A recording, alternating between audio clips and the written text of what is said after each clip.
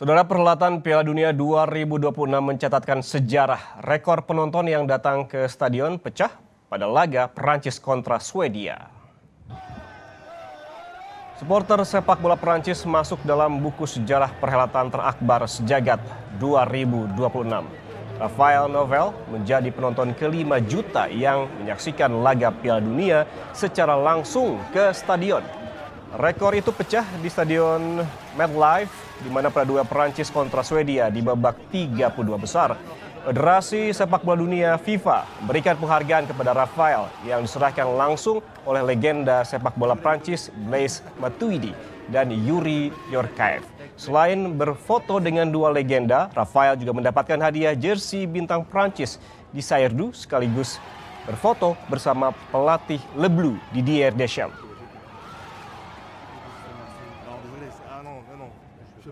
That was amazing. I'm a big PSG fan, so Philippe Matuidi, who's obviously a club legend, is amazing. Obviously, won also with France in 2018, so I've seen Yuri as well, NBA champion, amazing stuff. Saudara, sebentar lagi kita menanti babak 16 besar Pesta Bola Dunia. Sejumlah tim besar tak mampu melaju lebih jauh seperti Jerman dan juga Belanda. Justru ada tim kejutan seperti Paraguay yang mampu melenggang ke 16 besar. Lalu bagaimana peluang tim kejutan, tuan rumah, dan juga tim-tim besar di babak ini? Kita bahas bersama analis sepak bola Gita Suwondo. Bung Gita, selamat pagi. Selamat pagi.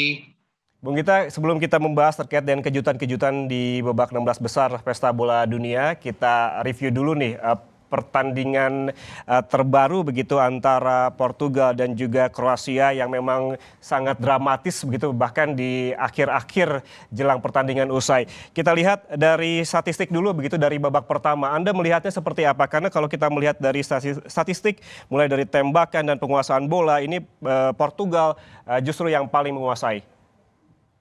Ya, babak pertama bahkan kalau kita bicara babak kedua sebenarnya milik Portugal ya.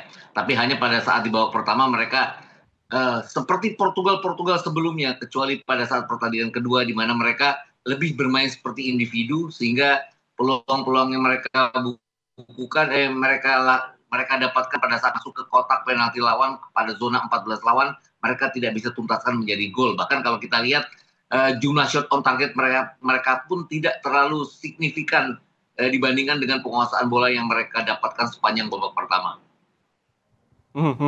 Kalau melihat penampilan dari Cristiano Ronaldo di pertandingan ataupun laga kali ini seperti apa? Ini sepertinya Ronaldo juga menorehkan rekor terbaru sebagai pemain dengan usia yang tidak muda lagi yang mencetak gol di babak 16 besar ini.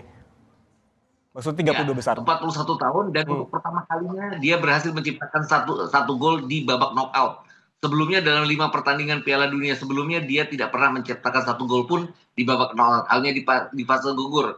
Jadi ini saya pikir sebuah pencapaian tersendiri bagi Ronaldo bahwa akhirnya dia bisa mengangkat Portugal dengan golnya di babak knockout yang membuat Portugal melaju ke babak selanjutnya. Dan menariknya tadi dia mencetak golnya lewat penalti tadi setelah gol pertamanya dianulir. Itu saya pikir menggambarkan sisi kebintangan dari Ronaldo, sisi yang dia tidak putus asa, tidak drop setelah golnya dianulir. Karena tadi gol dianulir itu sangat tipis sekali, hanya karena VAR check yang bisa membuat VAR check dan lewat grafik yang bisa membuat terlihat bahwa Ronaldo tipis pundaknya dalam posisi offside. Tidak pada saat dilihat oleh mata wasit ataupun mata asisten wasit, karena mereka sama sekali tidak menganggap itu Ronaldo offside, kemudian VAR check yang memutuskan bahwa Ronaldo offside. Oke, kalau kita melihat juga ada gol-gol selain Ronaldo juga ada Ramos di menit tambahan waktu, sementara di sisi lawan dari Kroasia juga ada Ivan Perisic di menit 53. Anda melihat gol-gol selain Ronaldo yang diciptakan oleh baik Portugal dan juga tim lawan Kroasia seperti apa, Bung Gita? Saya pikir kalau kita bicara Kroasia, mereka mengandalkan serangan balik, dan serangan balik itu Kroasia dari tahun ke tahun kan seperti itu. Bagaimana mereka serangan balik 4 tahun lalu juga membuat berhasil harus bermain imbang 1-1 dan kemudian kalah adu penalti. 8 tahun yang lalu mereka masuk final dengan gaya serangan balik seperti itu. Bahkan pada saat mereka juga tidak terlalu berhasil di Piala Dunia 2014 pun mereka melakukan hal yang sama. Tadi juga melakukan hal yang sama. Bahkan bukan cuma gol Ivan Perisic, ada 2 peluang tadi juga lewat sebuah serangan balik yang kemudian ada yang gagal, ada yang menjadi gol. khususnya Ivan Perisic, dia juga menjadi pemain yang dalam usia yang cukup tua untuk bisa menciptakan gol. Ini jadi gambaran bahwa seorang pemain yang sudah bermain di liga yang dianggap lebih di bawah liga-liga yang dia bermain sebelumnya, dia tetap bisa memberikan kontribusi yang berarti bagi negaranya kalau urusannya sudah Piala Dunia. Tadi kalau kita lihat Modric maupun Perisic bekerja sama dengan cukup baik untuk menggalang pertahanan dari Kroasia untuk menahan serangan-serangan Portugal, dan itu cukup berhasil. Mereka bahkan unggul terlebih dahulu. Oke, kalau kita ke tambahan waktu, ada drama di situ, Bung Gita. Kita lihat juga wasit harus melihat VAR begitu. Sebetulnya kalau bisa Anda gambarkan ataupun jelaskan apa yang terjadi ketika kita melihat layar, skor jadi imbang, kemudian direvisi begitu setelah wasit melihat VAR. Kalau Anda melihatnya, apa yang terjadi saat itu? Ya, saya pikir VAR check itu demikian telitinya. VAR-nya sudah high tech VAR, benar-benar high tech VAR. Artinya bola itu kan diberi chip. Bola yang diberi chip itu membuat sentuhan kepada siapapun bisa terdeteksi oleh VAR. Tadi kalau kita lihat bagaimana bola itu di head flick oleh pemain pemain Kroasia nomor 20, itu terkena sentuhan rambutnya sehingga kemudian bola terkena ke center back Portugal nomor 13. Tapi pada saat di head flick oleh pemain Kroasia, rekannya yang nomor 15 itu sudah dalam posisi offside, sehingga kalau tadi tidak terkena ujung rambutnya, terkena pemain Portugal, terkena center back Portugal, nomor 15 Kroasia itu tidak dalam posisi offside. Tapi karena bola itu sudah diberi chip, sehingga kemudian ada tanda bahwa bola itu tersentuh rambut sedikit apapun pemain lawan, itu yang membuat akhirnya VAR memutuskan itu offside. Memang agak dalam tanda kutip menyakitkan buat Kroasia, tapi itulah balik-balik lagi, sekarang sepak bola sudah demikian teknologi. Itu juga kenapa Arsene Wenger berpendapat bahwa sebaiknya urusan offside itu diperbarui, bahwa offside itu harus seluruh badan, tidak hanya perbedaan tipis sehingga kemudian dalam posisi offside. Walaupun kalau melihat golnya Kroasia yang dianulir tadi, kalaupun sudah Arsene Wenger offside dimasukkan, itu tetap dalam kondisi offside karena pemain nomor 15-nya Kroasia itu sudah benar-benar dalam posisi offside pada saat menerima bola. Oke, apabila kita melihat juga video yang ditayangkan kembali melalui VAR itu, Anda melihatnya bahwa ini fair begitu, Bung Gita? Ya, saya pikir fair ya. Kenapa? Memang menyakitkan mungkin bagi Kroasia, tapi karena kalau melihat VAR sekarang ya jadinya mau tidak mau kita harus mengikuti. Karena yang meminta VAR itu kan juga penonton sepak bola, bahwa penonton sepak bola harus harus menerima apapun keputusan VAR. Kalau kita lihat golnya Ronaldo tadi yang dianulir di babak kedua setelah mereka 0-1. Kalau belum zamannya VAR, itu gol akan disahkan karena tipis sekali. Demikian juga dengan gol Kroasia tadi. Harusnya tidak dianulir karena sentuhannya itu tidak terlihat kalau dengan mata biasa atau mata hakim garis, asisten wasit. Tapi dengan adanya VAR dan adanya bola yang diberi chip untuk sentuhan apapun terdeteksi, ya mau tidak mau kita harus menerima bahwa itu adalah sentuhan dan itu adalah offside. Jadi. Oke, apapun yang harus diterima begitu ya, karena memang sudah keputusan. Artinya dengan menangnya Portugal melawan Kroasia, hingga saat ini sudah ada 12 tim yang melaju ke babak 16 besar.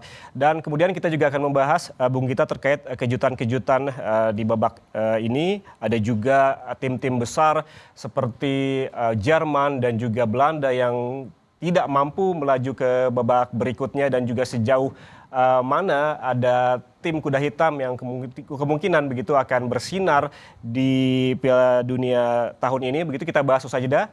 Bung Gita, tetaplah bersama kami di Breaking News Kompas TV.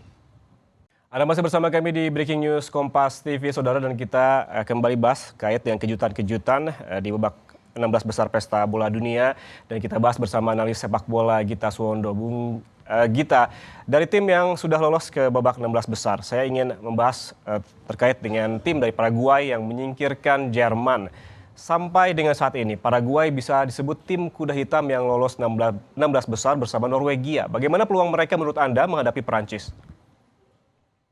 Saya pikir kalau kita bicara Paraguay, ini kejutan terbesar yang ada di babak 32 besar ya. Saya tidak menganggap bahwa apa yang dilakukan Maroko terhadap Belanda itu kejutan, karena Maroko kan levelnya memang sekarang rankingnya juga di atas Belanda. Tapi Paraguay jelas itu kejutan. Tapi kalau kita melihat Paraguay di babak kualifikasi, sebenarnya itu tidak heran. Karena kenapa? Karena mereka di babak kualifikasi pun lolos dengan mendapatkan hasil imbang 5 kali dengan kedudukan 0-0. Artinya tim ini kuat di belakang, itu yang tidak didapat ditembus oleh Jerman sehingga mereka kemudian menang lewat adu penalti. Tapi balik-balik lagi, Prancis bukan Jerman. Prancis ini tim yang sangat sempurna di Piala Dunia kali ini. Mereka 4 kali main, 4 kali menang dengan jumlah gol yang sangat signifikan sekali. Jadi saya pikir peluang Paraguay agak sedikit tertutup karena harus langsung berhadapan dengan Prancis. Bahkan kalau Jerman pun berhadapan dengan Prancis, dengan 4 pemain depan Prancis itu berkali-kali mencetak gol, berkali-kali memberikan assist, saling memberikan assist, ini saya pikir akan sangat sulit bagi Paraguay untuk bisa berkembang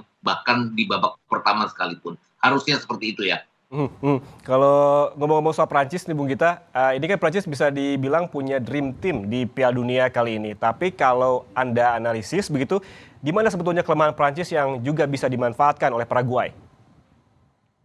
Saya pikir flanknya Paraguay bagus ya, sisi sayap mereka. Dan kalau kita lihat ada kelemahan Prancis, mungkin yang harus digarisbawahi adalah Koundé, bek kanan mereka. Koundé ini kegemarannya adalah untuk menyerang. Biasalah, back-back yang tangguh itu kan selalu overlapping yang sangat baik, sering terlambat keluar. Itu yang coba dilakukan oleh Senegal pada saat pertandingan pertama Prancis. Babak pertama kan berkali-kali Koundé dilewati, tapi Senegal tidak bisa menciptakan gol dari sejumlah peluang yang mereka dapat. Itu saya pikir yang harus dimanfaatkan oleh Paraguay. Bermain cepat dari flank, dari kedua sisi sayap. Kan kalau kita lihat gol pertama mereka ke gawang Jerman itu kan datang dari sisi sayap juga, memanfaatkan blunder dari Manuel Neuer yang clearance-nya tidak sempurna. Ini yang harus dilakukan oleh Paraguay. Sejauh apa saya juga tidak bisa berpendapat bahwa akan mudah karena kedua center back yang dimiliki Prancis juga center back yang tangguh di dunia ini ya, di dunia sepak bola. Jadi memanfaatkan flank iya, tapi apakah setelah crossing ke kotak penalti akan berhasil dengan mulus juga saya tidak terlalu yakin dengan squad yang dimiliki oleh Paraguay sekarang. Oke, artinya dari prediksi Anda begitu ya, di mana banyak sekali ya kemungkinan yang bisa terjadi meskipun ada ketimpangan di sini.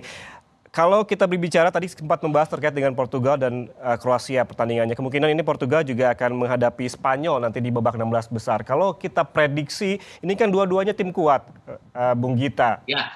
Akan seperti apa nantinya laga antara Portugal melawan Spanyol? Ini akan duel di lapangan tengah jelas ya. Tidak diprediksi bahwa pertandingan ini akan berlangsung demikian cepat di babak 16 besar. Tadinya diperkirakan bahwa Spanyol akan ketemu Kolombia. Kolombia jadi juara grup, Portugal yang runner up akhirnya ketemu Spanyol. Ini pasti akan duel di lapangan tengah yang sangat kental sekali. Kemudian kita lihat di lini depan ada Mikel Oyarzabal dari Spanyol yang sudah menciptakan 4 gol sejauh ini. Kemudian di lini depan Portugal kan juga banyak sekali pemain yang punya kemampuan cetak gol juga. Ada Ronaldo di sana, Gonzalo Ramos yang masuk dari bangku cadangan juga. Dari sisi sayap mungkin milik dari Spanyol karena ada Lamine Yamal, Alex Baena juga di sana. Tapi saya pikir juga ini akan merupakan duel yang sangat ketat dan bukan tidak mungkin ini akan berakhir dengan adu penalti atau setidaknya perpanjangan waktu kalau melihat kualitas kedua tim. Oke, antara Portugal dan juga Spanyol, Bung Gita, kalau Anda melihat dua tim besar ini, karena kita yang terakhir lihat adalah Portugal, apakah pola permainan yang sama melawan Kroasia bisa diterapkan juga di sini saat melawan Spanyol? Iya, bisa. Tapi kemungkinan berhadapan dengan Spanyol itu adalah siapa yang bisa bermain cepat lebih dulu itu bisa unggul dari Spanyol. Dan banyak tim yang gagal. Spanyol itu kan punya kecenderungan untuk bermain lama, berputar-putar bola, dan kalau mereka bisa melakukannya dengan sangat baik, ini akan akan merupakan sebuah kerugian bagi Portugal. Portugal harus bermain cepat, tapi juga finishing yang bagus di kotak penalti, mirip dengan Prancis lah. Tapi kalau Spanyol bisa mengulur waktu, bisa memainkan bola dengan tempo mereka, ini akan merupakan kesulitan bagi Portugal. Oke, kita bergeser lagi, Bung Gita. Yang menarik adalah ada kiprah 3 tuan rumah, ada Kanada, Amerika Serikat, dan juga Meksiko. Tapi lawan berat sudah menanti di 16 besar. Menurut Anda, siapa yang bisa melaju lebih jauh kalau kita melihat permainan-permainan sebelumnya di babak 32 besar? Saya nggak yakin Kanada akan melaju lebih jauh ya, karena mereka langsung berhadapan dengan Maroko. Maroko kan hitungannya bukan kuda hitam lagi. Salah satu favorit setidaknya masuk ke babak perempat final. Kenapa? Karena mereka ini udah Eropa, bukan Afrika lagi. Dan mereka sudah pernah mencapai semifinal 4 tahun yang lalu. Jadi saya harus mengesampingkan Kanada untuk punya peluang. Meksiko saya pikir yang paling besar karena mereka bermain di Azteca, mereka berhadapan dengan Inggris. Tidak mengecilkan arti Inggris, tapi Inggris kan suka start lambat. Ini yang harus dimanfaatkan oleh Meksiko. Ini berbanding terbalik, Meksiko itu startnya cepat, Inggris startnya lambat. Kalau Meksiko bisa memaksakan start mereka untuk menjadi keunggulan, ini akan merupakan tekanan bagi Inggris. Tapi harus diwaspadai bahwa Meksiko ini prestasi terbaik mereka adalah saat jadi tuan rumah lolos ke perempat final. Mereka belum pernah lebih dari perempat final. Dan mereka ini selalu gugur kalau berhadapan dengan tim-tim besar sepak bola. Mereka 2 kali gugur lawan Brazil, 2 kali gugur lawan Argentina. Dan Inggris kan salah satu negara sepak bola. Jadi secara mental blok Meksiko ini yang harus mereka patahkan untuk bisa mengalahkan Inggris. Ini tengah 50-50 dan wakil tuan rumah, wakil CONCACAF ini satu-satunya saya pikir adalah Meksiko. Tidak mengerti Amerika Serikat, tapi mereka berhadapan dengan Belgia yang sekarang dalam kondisi yang sudah dalam kondisi di mana mereka sudah mengatasi ketertinggalan mereka, kemudian menjadi keunggulan pada saat berhadapan dengan Senegal. Harus diingat, pertandingan persahabatan bulan Maret lalu, mereka menghancurkan Amerika Serikat dengan 5-2 saat itu. Jadi yang harus diwaspadai oleh Amerika Serikat adalah pergerakan Kevin De Bruyne dan Leandro Trossard nanti pada saat mereka saling berhadapan. Oke, Anda tadi menyebutkan bahwa kalau Kanada kemungkinannya begitu melawan Maroko, kemungkinan lolosnya lebih kecil dibandingkan Meksiko melawan Inggris lebih 50-50 begitu. Bung Gita, karena banyak sekali yang mendukung Inggris begitu termasuk di Indonesia. Apa yang bisa dijelaskan mengapa ini menjadi 50-50 dan apa keunggulan Meksiko dibandingkan Inggris kalau kita review ataupun evaluasi permainan di Piala Dunia kali ini? Meksiko itu belum pernah kebobolan loh sepanjang 4 pertandingan. Mencetak 8 gol belum pernah kebobolan, jadi lini belakang mereka itu solid. Kemarin melawan Ekuador kan di babak kedua berkali-kali Ekuador mencoba menembus pertahanan mereka tidak berhasil. Inggris persoalannya adalah lambat start. Jika Inggris tidak kebobolan terlebih dahulu, peluang Inggris tetap terbuka untuk bisa mengalahkan Meksiko di Azteca.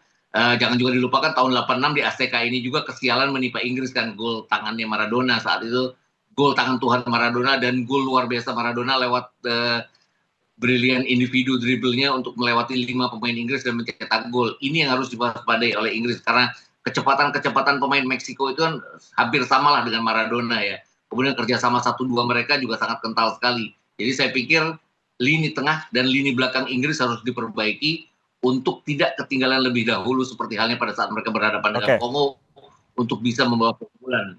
Tapi saya pikir ini pertandingan yang sangat seimbang sekali antara tuan rumah lawan Inggris. Oke, Bung Gita, yang juga ditunggu-tunggu adalah laga Brasil melawan Norwegia. Magalhaes lagi-lagi harus menghentikan Haaland. Begitu juga barisan pertahanan Norwegia yang harus menghentikan Vinicius. Haaland dan juga kawan-kawan akankah menyulitkan Brasil menurut Anda?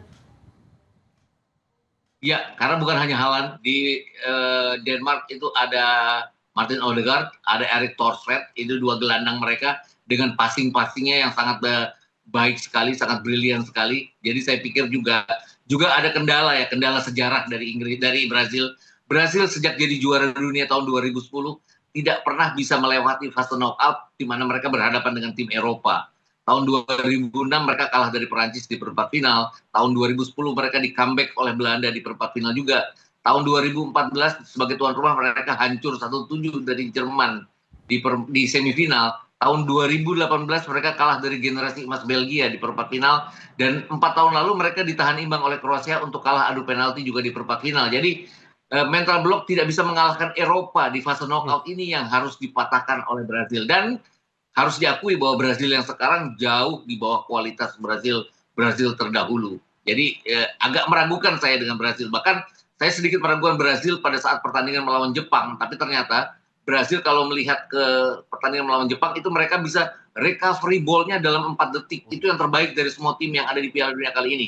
Mereka kehilangan bola 4 detik kemudian mereka ambil. Mereka kehilangan bola 4 detik mereka ambil. Ini yang membuat Jepang tidak bisa berkembang. Bisa nggak mereka melakukan itu terhadap Norwegia yang juga punya ball winner yang baik sekali. Jadi ini kendalanya. Siapa yang memenangkan bola yang baik akan bisa memenangkan laga ini. Oke, polanya ini sangat berbeda ya pada Piala Dunia 2026 dengan Piala Dunia tahun-tahun sebelumnya. Melihat juga bagian negara-negara yang juga lolos ke 16 besar juga berbeda dengan tahun-tahun sebelumnya. Dan juga banyak sekali kejutan-kejutan jelang babak 16 besar Pesta Bola Dunia ini. Terima kasih.